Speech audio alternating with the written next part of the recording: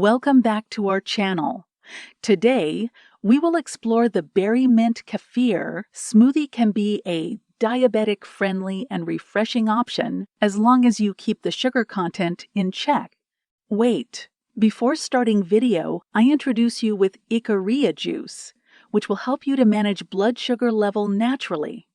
For more details, click the link in the video description below.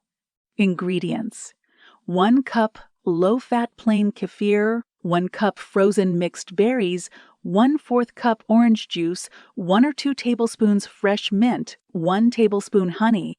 First of all, place the unsweetened kefir, mixed berries, fresh mint leaves, and optional vanilla extract in the blender. If you prefer a thicker consistency, you can add 1 or 2 ice cubes to the mixture. Blend the ingredients until smooth. You may need to stop and scrape down the sides of the blender. Once the smoothie reaches your desired consistency and sweetness, pour it into a glass and serve immediately. Enjoy your delicious and diabetic-friendly Berry-Mint Kefir Smoothies. Are you ready to manage low blood sugar level at home naturally? Click link in the video description below. If you found this review helpful, please keep this video in thumbs up, share, comment, and subscribe my channel.